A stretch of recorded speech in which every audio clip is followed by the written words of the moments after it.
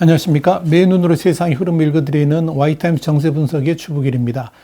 지난 22일 열린 한미 정상회담은 그야말로 5년차 임기 말에 들어선 문재인 정권이 그동안의 친중 노선을 버리고 친미로 방향을 틀었고요. 이를 통해서 이 한미 동맹을 복원했다, 이런 평가를 받아왔습니다. 그런데 이 한미 정상회담 직후에 중국과의 소통 과정에 있어서 과연 문재인 정부의 진심이 어디까지인가에 대한 의구심도 일부 일기도 했습니다. 공동성명 발표 직후에 청와대가 중국 쪽에 이제 한미 회담에 대해서 구체적으로 설명했다는 것, 그리고 중국의 외교부 대변인 24일 대만 문제는 완전히 중국 내정이라 그러면서 어떤 외부 세력의 간섭도 용납할 수 없다, 이렇게 반발하고 나서니까 화들짝 놀라면서 서둘러 진화에 나섰다는 점, 이런 것들이 좀 우려스럽다 할 수 있을 겁니다.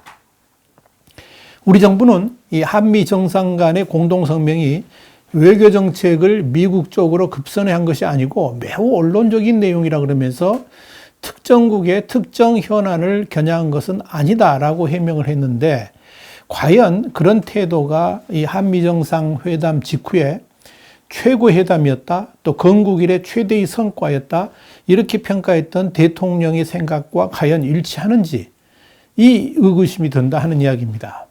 그러니까 외교부가 대통령의 생각을 잘못 해석한 것인지, 그걸 묻고 싶다는 거죠. 그런데 한국 정부의 진심이 어떠한 것인가는 그리 멀지 않은 장래에 다 드러날 것으로 보입니다.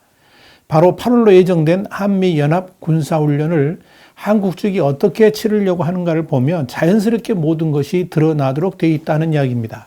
그동안 이 한미연합 군사훈련은 크게 두 가지 이유 때문에 기동훈련 없이 컴퓨터 시뮬레이션 게임으로 진행을 해왔었죠. 첫 번째 현실적인 이유는 코로나 팬데믹 때문이었습니다. 지난 3월 8일부터 18일까지 실시한 이 한미연합 군사훈련도 이 코로나를 이유로 해가지고 연합지휘소 훈련만 하는 것으로 축소가 됐죠. 코로나 상황에서 대대적인 인원 동원을 한다는 것이 문제가 있다, 이제 그런 이유였죠. 두 번째 이유는 김정은 눈치 보기 때문이었습니다. 지난 1월 김정은은 이 노동당 대회에서 3년 전 봄날을 위한 조건으로 한미 군사훈련 중단을 요구했습니다. 이후에 문재인 대통령은 이 한미 훈련 문제를 북한과 협상할 수 있다라고 했고요. 범여권 의원 35명은 김정은이 반발한다는 점을 들어가지고 훈련 연기 요구까지 성명으로 이렇게 냈었습니다. 정세현 민주평통 수석 부의장은 아예 올해는 안 하는 게 좋겠다라고 하기까지 했습니다. 결국 김정은의 환심을 사기 위해서 문재인 대통령의 핵심 공약이었던 전시작전권 임기 내 이양까지 포기하면서 한미연합 군사훈련을 사실상 대폭 축소해가지고 그저 이제 시뮬레이션 방식으로 대체를 해버린 거죠. 그런데 지난 22일의 한미 정상회담은 한미 간의 분위기를 확연하게 바꾸는 계기가 됐습니다. 우선 그동안 이 한국 정부가 전가의 보도처럼 내세웠던 코로나 팬데믹은 더 이상 이제 핑계를 댈 수가 없게 됐습니다. 조 바이든 미국 대통령이 우리 국군 55만 명에 대해서 백신을 제공해 주기로 약속을 했기 때문에 그렇죠. 문재인 대통령도 회담 후 기자회견에서 바이든 대통령이 한미 동맹 차원에서 백신 지원을 직접 약속했다라고 밝힌 바 있습니다. 이와 관련해 가지고 미국 국방부는 지난 24일, 그러니까 한국 시간 25일이죠. 한국군에 백신을 제공하는 것은 올 여름으로 예정된 한미연합 훈련을 대비한 것이냐, 이런 자유아시아 방송의 질의에 대해서 어떻게 답을 했냐면, 한국군 55만 명에게 코로나 백신을 제공하겠다는 것은 미군을 보호하기 위한 것이라, 이런 답변을 내놨습니다. 미 국방부는 이어서 한국군에 백신을 제공하는 것은 바이든 대통령이 한반도에서 한국군과 밀접 접촉하면서 근무하는 미군을 보호하기 위해 내린 결정이라 그러면서 이 결정은 비무장지대를 포함해가지고 한국군과 미군이 함께 근무하는 특별한 상황을 반영한 것이다, 이렇게 말했습니다. 정리하자면 이런 뜻입니다. 미국이 우리 국군 55만 명에 대해서 백신을 제공하는 이유가 뭐냐? 한미 병사 간에 접촉을 해도 문제가 없도록 하겠다는 것이고요. 이걸 통해서 한미 간의 군사훈련이라든지 실제 한미 병사들이 하나로 합쳐가지고 작전을 한다 할지라도 전혀 문제가 없도록 하겠다. 이런 의지를 드러낸 것이다. 이렇게 해석할 수가 있을 겁니다. 자, 이렇게 되면 결국 앞으로 한미연합 군사훈련에 있어서 코로나 팬데믹 핑계는 될 수 없게 된 거죠.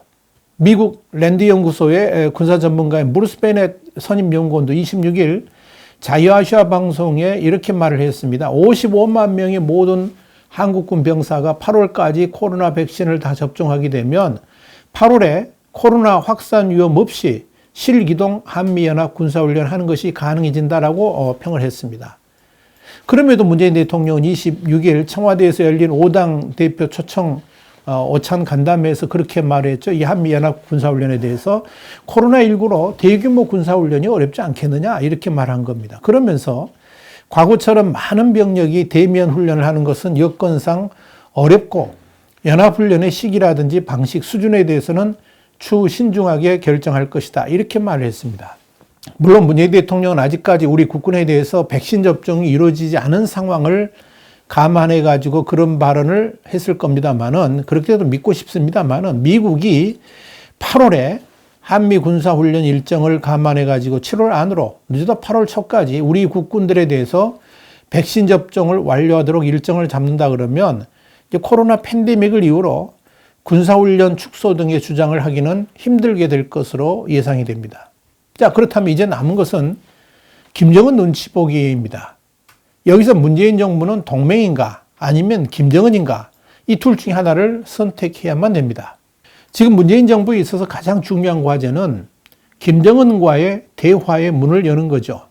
그러기 위해서 이제 김정은이 요구하는 한미 군사훈련을 중단해야 된다라고 생각을 하고 있는 겁니다. 그런데 미국의 생각은 다릅니다. 미국의 대북 정책 핵심은 북한의 완전한 비핵화이고 그렇게 비핵화가 되기까지는 어떠한 제재 완화도 없을 것이라는 분명한 입장을 취하고 있습니다. 여기에 북한의 인권 문제까지 거론하면서 북한을 압박하는 대북 정책 고수를 내세우고 있습니다. 그리고 이런 미국의 대북 정책이 사실상 한국이 동의한다는 개념에서 지난 22일에 한미 정상회담 공동성명도 나온 겁니다. 이런 관점에서 미국 국방부는 군사적 준비 태세를 강조하면서 기동훈련에 방점을 두고 있습니다. 그러면서 이 한미연합 군사훈련의 정상화를 강력하게 요구하고 있는 겁니다. 또한 그렇게 하는 것이 동맹으로서의 완전한 관계 회복이라고 그렇게 믿고 있는 겁니다. 미 국방부는 앞서서 언급했던 이 대통령의 코로나 상황에서의 군사훈련 불가 발언에 대해서도 26일, 미국 시간으로는 26일이니까 한국 시간은 27일이죠. 군사적 준비 태세는 미국 국방장관의 최우선 순위라 그러면서 우리의 연합훈련은 동맹의 연합 준비 태세를 보장하는 주요한 방법이라고 논평을 할 정도였습니다. 또한 6월 부임막이 될 폴 라카메라 주한미군 사령관도 한미연합 군사훈련 정상화에 무게를 두고 있는 것으로 알려졌습니다. 여러분, 바이든 대통령이 우리 국군에 대한 백신 지원까지 약속한 배경이 뭐냐? 한마디로 정리하자면 한미 동맹을 정상적으로 복원하겠다는 의미입니다. 양국 간에 군사연대가 강화돼야지 동맹도 제대로 유지될 수 있다고 보기 때문에 그런 겁니다. 그래서 콕 찍어서 국군 55만 명의 백신을 제공한 겁니다. 그런 차원에서 미국과 일본 간의 군사훈련은 코로나 팬데믹 와중에도 대규모로 계속 진행되고 있다는 것을 우리가 잊지 말아야 됩니다. 지난 5월 22일에도 미국은 아메리카 강습 상륙함 등을 동원해가지고 대규모 군사훈련했고요. 로널드 레이건 항공모함 전단이 남중국해로 향하면서 일본 남쪽 해상에서 일본 자위대하고 역시 대규모 합동 군사훈련을 했습니다. 그리고 지난 4월에는 일본에 순환 배치된 미 공군의 F-22 랩터 스텔스 전투기들하고 일본 항공자위대 소속 F-35A 스텔스 전투기들이 함께 비행하면서 연합훈련을 하기도 했습니다. 일본이 지난 2018년부터 F-35A 스텔스기들을 도입한 이후에 미일 공군의 5세대 스텔스기들이 일본에서 연합훈련을 실시한 것은 이번이 처음입니다. 이 반해서 한국은 2018년 이후에 대규모 한미연합훈련이 중단되면서 미국 스텔스기와 전략폭격기, 항모 같은 이른바 미국 전략자산의 한반도 출동도 중단된 상태죠. 지난 3월 말에도 미군의 블루리치 함하고 일본 자위대가 대규모 합동훈련을 실시하기도 했고요. 해상 자위대는 미 해군하고 특별 대잠수함 훈련을 실시하기도 했습니다.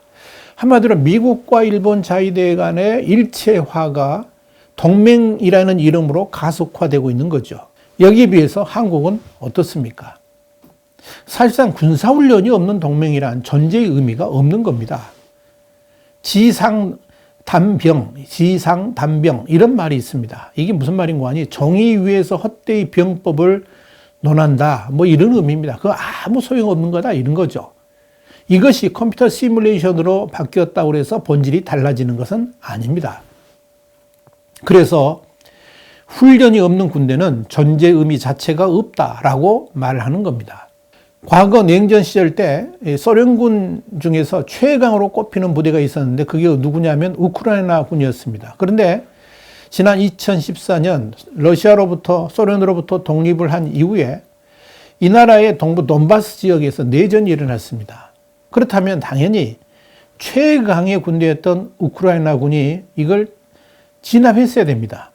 그런데 우크라이나 군은 친러시아 반군한테 대피를 당했습니다. 그래서 그 돈바스 지역을 친러시아 반군에게 완전히 내주고 말았습니다. 자, 그렇다면 그 강력했던 우크라이나 군이 왜 이렇게 대피를 했을까요? 이유는 간단했습니다. 실기동 사격훈련을 전혀 하지 않았다. 거의 20년 가까이 안 했다고 합니다. 한국군도 이런 지상단병이라는 교훈에서 예외일 수가 없습니다. 클라우제비스는 전쟁론이라는 책에서 이 전쟁 때 이길 수 있는 딱 한 가지 방법이 뭐냐? 평소에 실기동 훈련을 하는 것이다. 이렇게 말했습니다. 이 교훈을 지금 한국군이 놓치고 있는 겁니다. 이와 관련해 가지고 워싱턴의 싱크탱크인 민주주의 수호재단의 데이비드 맥스웰 선임연구원은 최근 한 언론에 이런 논평을 기고를 했습니다. 한미 군사훈련이 취소, 연기, 축소되는데도 지금까지 북한의 군사훈련 취소라든지 축소와 같은 상응 조치가 없었다 그러면서 야외 기동훈련을 포함한 군사훈련을 하지 않으면 결과적으로 한국을 위험에 빠뜨릴 수 있기 때문에 훈련을 하지 않는 것은 무책임함의 극치다. 이렇게 비판을 했습니다. 브루스 벤의 랜드 연구소의 선임 연구원도 이 자유아시아 방송에 이렇게 말을 했습니다. 지난 3년간 한국에 배치되어 있는 미군들은 야외 훈련 경험이 없어서 훈련의 질이 떨어지고 있다라고 우려를 했고요. 전략국제문제연구소 그러니까 CSIS의 빅터차 한국 석자도 워싱턴 포스트에 이런 글을 기고했습니다. 축소된 훈련은 준비태세에 도움이 되지 않는다. 이런 문제를 제기한 겁니다. 이런 우려들이 미 국방부 내에 광범위하게 퍼져 있습니다.